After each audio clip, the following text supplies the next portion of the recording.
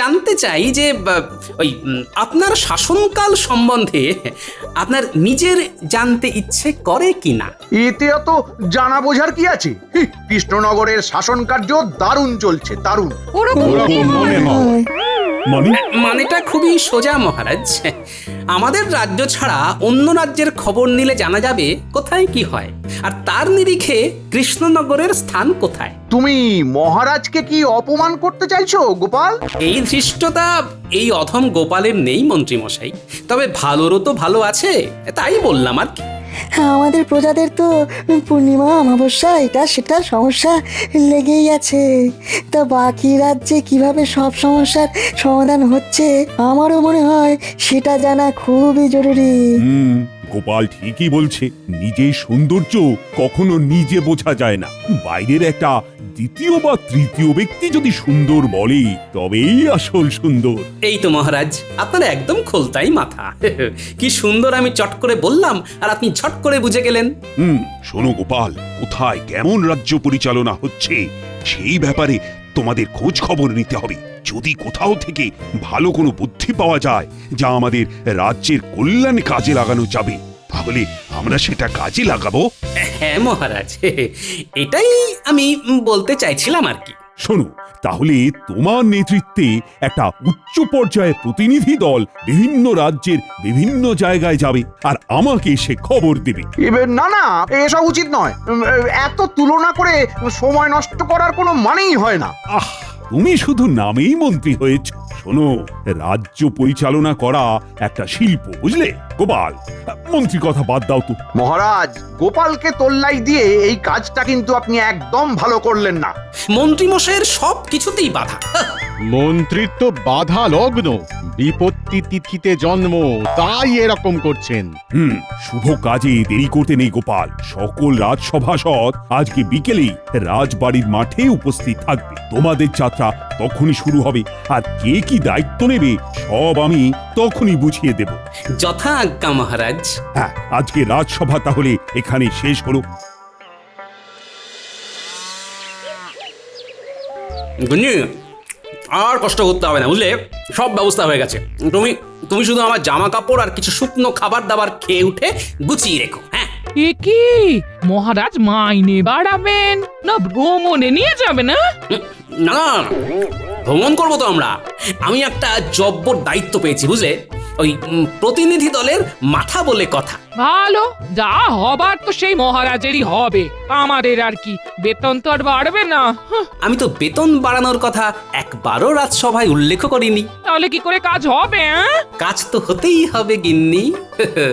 সকালে রাজসভায় যেটা করেছি সেটা হলো পূর্ব রাগ, এরপরে বিকেল থেকে শুরু হবে অনুরাগ, তারপরে হবে ভীষণ রাগ, আর এই রাগের আগুনে জল ঢালতেই মহারাজ বেতন বাড়িয়ে দেবেন। তুমি কি সাংঘাতিক কথা বলো! আমি তার মাথা মুন্ডু কিছুই বুঝতে পারি না। এখন কিচ্ছু বুঝতে হবে না গিন্নি। আগে মহারাজের প্রতিনিধি হয়ে ঘুরে বেড়ানোর মজাটা আচ্ছা করে নেব, তারপর ধীরে ধীরে আসল কাজ সারবো। ভালো।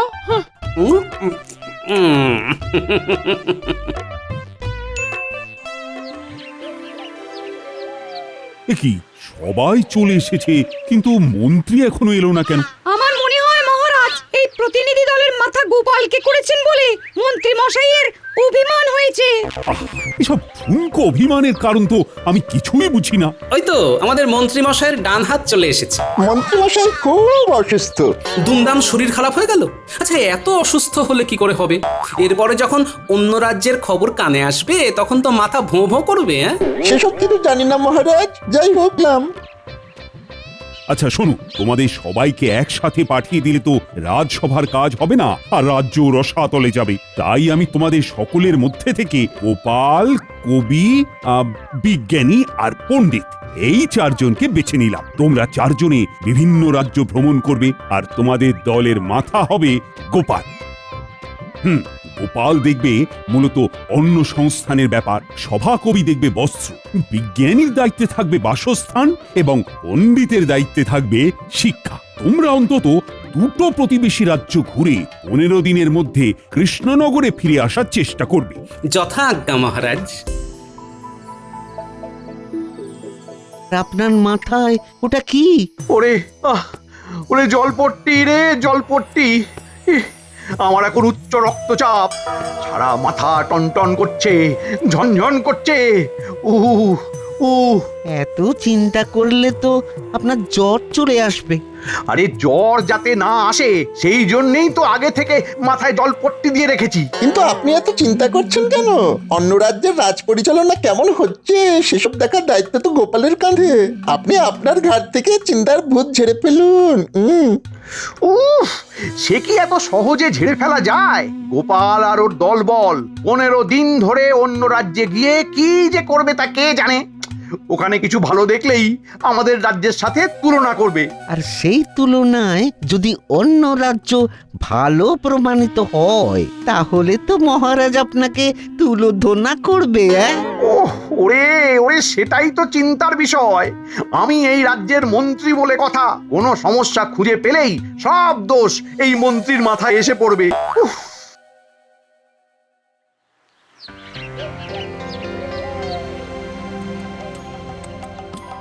আরে আরে, কৃষ্ণনগরের সভাসদগঞ্জে সবাই আসেনি খাম্বাজরাজ, শুধু আমরা 4 জন মাত্র।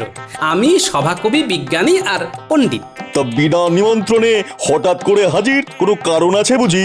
এ কেমন কথা মন্ত্রী? ওনারা আমাদের অতিথি, অতিথিদের সাথে কেউ এইরকম আচার আচরণ করে?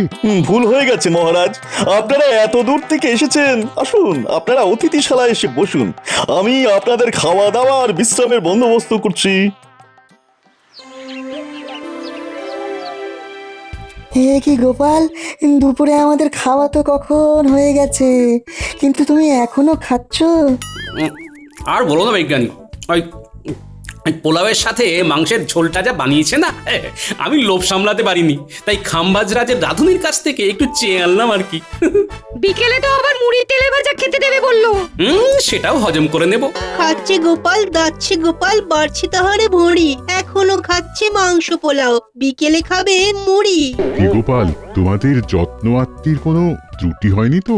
না না খাম্বাজরাজ, কি যে বলেন। যাই হোক, আসার পর থেকে আপনার সাথে অনেক কথাই হয়েছে, কিন্তু জরুরি কথাটাই হয়নি। হ্যাঁ বলো গোপাল। আমার মনে হয় ওই আলোচনাটা একটু বাইরে হাঁটতে হাঁটতে করলে ভালো হয়। এত খাওয়া দাওয়া হচ্ছে, খাবারটাও হজম হয়ে যাবে আর কি। হ্যাঁ তাহলে তাই চলো, এই তোমরাও সবাই এসো। যত্র হটন্তি তত্র ভুঁড়ি কমন্তি।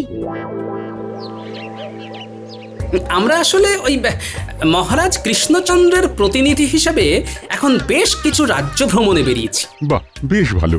মাঝে মাঝে এরকম ঘুরতে যাওয়া শরীর আর মনের জন্য খুবই ভালো। মহারাজের জয় হোক।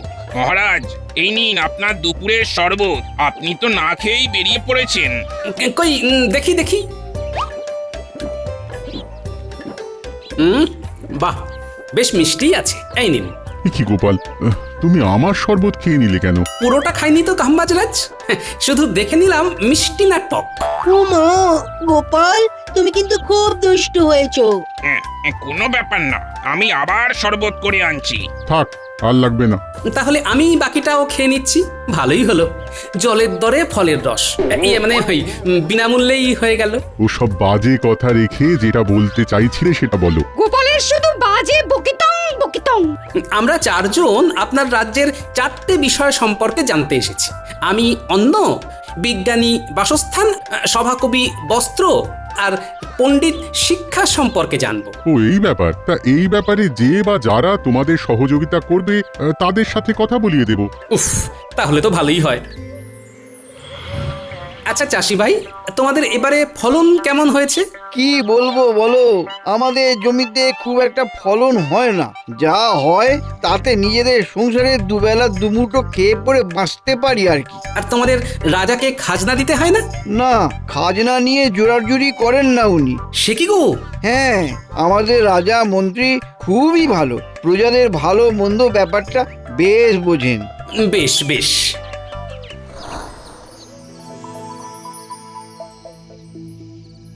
মা, তোমরা কত শাড়ি বুনছো গো?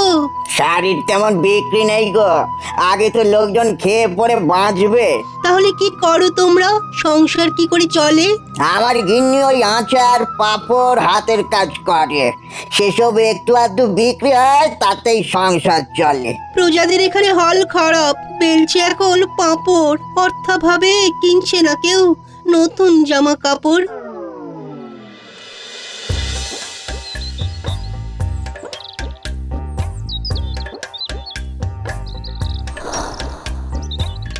আচ্ছা, সেই জন্যে খাম্বাজ রাজ্যে নতুন বাড়িঘর হচ্ছে না। বুঝেছি। বেশ বেশ, আমি চলি গো।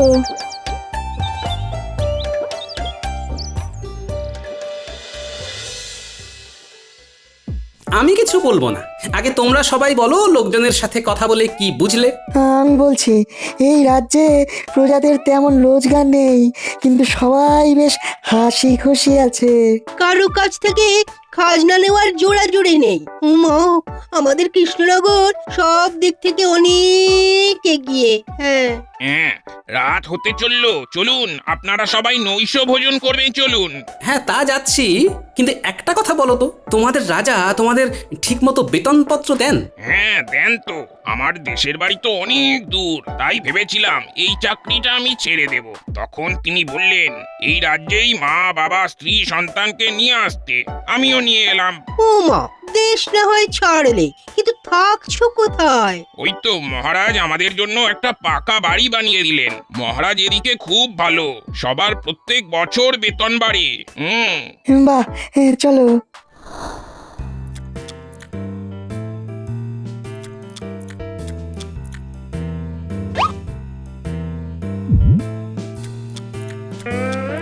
কি গোপাল, তুমি আবার আমার পাক থেকে রসগোল্লা তুলে নিলে কেন?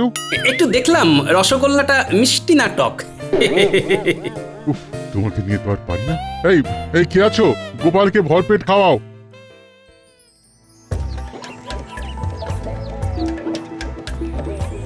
এবার আমরা বর্ধমান রাজ্যে যাব। তারপরে আরো যদি সময় থাকে তাহলে আরো বেশ কিছু রাজ্য ঘুরে দেখব।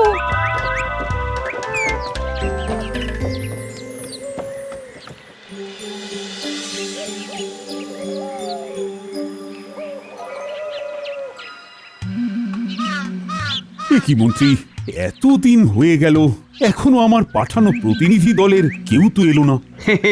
দলের মাথা যদি গোপালকে করেন, তাহলে তো আপনার কপাল খারাপ হবেই। আপনি তাই চিন্তা ভাবনা ছেড়ে দিয়ে রাজসভায় চলুন মহারাজ।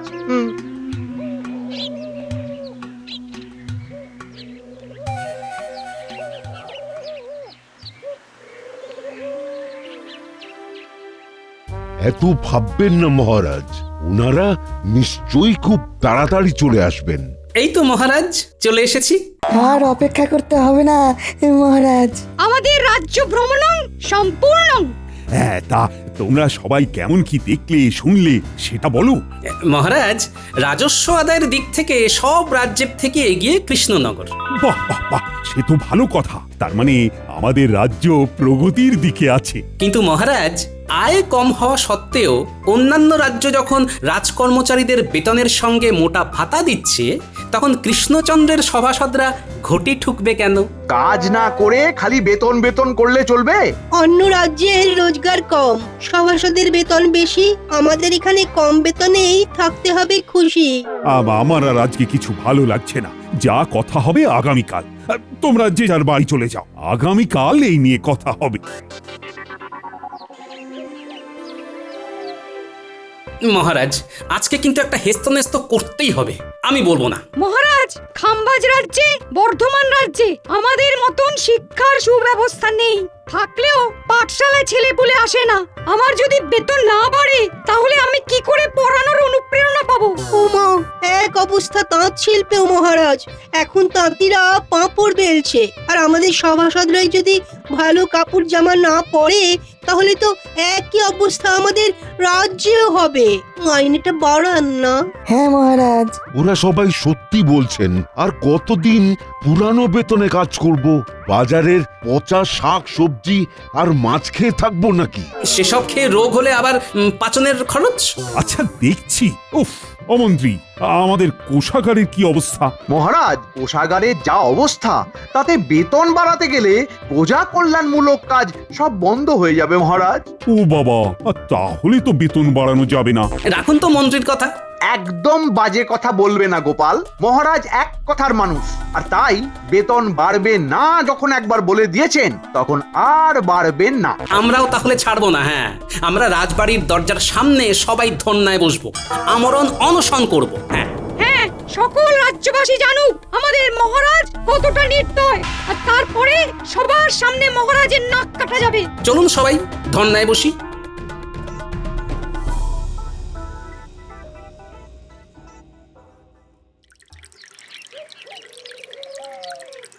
আমাদের দাবি মানতে হবে, আমাদের বেতন বাড়াতে হবে, আমাদের দাবি মানতে হবে, আমাদের বেতন বাড়াতে হবে, বাড়াতে হবে। ন্যায্য ভাতা দিতে হবে, নইলে আমরা আমরণ অনশন করব। দিতে হবে, দিতে হবে, দিতে হবে, দিতে হবে। আমার কিন্তু খুব চিন্তা হচ্ছে মন্ত্রী, এরকম সব রাজসভাসদ যদি ধর্নায় বসে থাকে তাহলে তো রাজ্য লাটে উঠবে। মহারাজ, আপনি নিজেই নিজের বিপদ ডেকে এনেছেন। গোপালকে আর 5টা রাজ্যের খোঁজ নিতে বলেই এই রকম দাবি করার সুযোগ করে দিয়েছেন। ঠিকই বলেছো মন্ত্রী। দেখুন মহারাজ, অনশন আর কদিন করবে, কদিন আর না খেয়ে থাকবে। খিদে পেলে সুরসুর করে অনশন আন্দোলন তুলে রাজসভায় এসে বসবে। এইসব যাত্রাপালা দেখে ভেঙে পড়লে চলবে না মহারাজ। ন্যায্য ভাতা দিতে হবে, আমাদের দাবি মানতে হবে, আমাদের বেতন বাড়াতে হবে। আসবো জাহাপনা? কি ব্যাপার, তুমি এত রাতে? কোনো বিশেষ খবর আছে? আছে জাহাপনা, আছে। আমি এখন কৃষ্ণনগর থেকেই আসছি একটা খবর দেওয়ার জন্য। আমাদের দাবি মানতে হবে, আমাদের বেতন বাড়াতে হবে, বাড়াতে হবে। ন্যায্য ভাতা দিতে হবে, দিতে হবে, দিতে হবে, দিতে হবে, দিতে হবে। কি এত বড় সাহস? ঠিক আছে, আজ এক্ষুনি দুধ পাঠাও, আমি সব খবর চাই। ঠিক আছে জাহাপনা, আমি দুধকে এক্ষুনি ওখানে পাঠাচ্ছি। মহারাজ কৃষ্ণচন্দ্রের জয় হোক। নবাব বাহাদুর আপনার জন্য এই পত্র পাঠিয়েছেন মহারাজ। সর্বনাশ, আগামীকাল নবাব বাহাদুর আসছেন, আর সেই রাজ কর্মচারীদের সাথে অসন্তোষ নিয়ে কথা বলবেন। এই সেরেছে, তাহলে তো সারে সর্বনাশ মহারাজ। তাহলে কিছু তো বুদ্ধি দাও, কিভাবে নবাবের হাত থেকে রেহাই পাবো। আরে আমার তো যত সব অকম্মার ঢেকি। উফ, এখন তো দেখছি যাদের জন্য আমার বিপদ তাদের কাছেই যেতে হবে।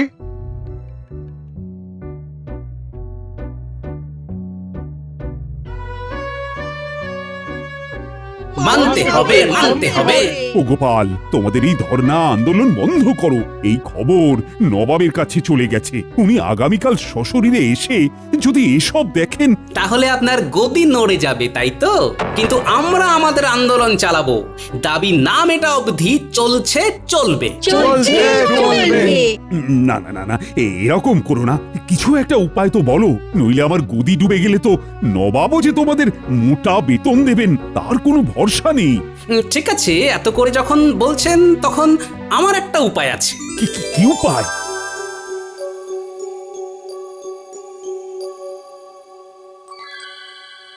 আচ্ছা, বেশ বেশ। কি কৃষ্ণচন্দ্র, শুনলাম সব সভাসদ ধর্ণা করছে, অনশন করছে।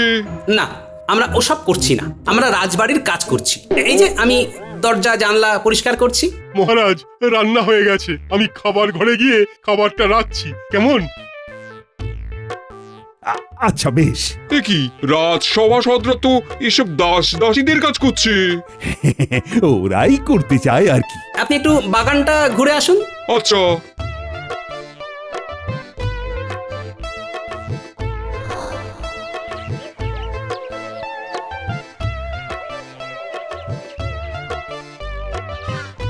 এখন আমি রোদে দাঁড়িয়ে দিচ্ছি গাছে জল, কদিন পরে আসবে গাছে মিষ্টি মিষ্টি ফল। কি কাণ্ড! জাহাপনা, কোনো কাজই ছোট নয়, বেতন বা ভাতা উপযুক্ত হারে না পেয়ে আমরা বাধ্য হয়ে এমন এমন কাজ করছি, এতে রোজগারটা যা একটু বাড়ে। এই যা, গোপাল হাটে হাঁড়ি ভেঙে দিল। এইভাবে সভাসদদের যদি কাজ করে খেতে হয় তবে রাজ্যের কাজ হবে কি করে?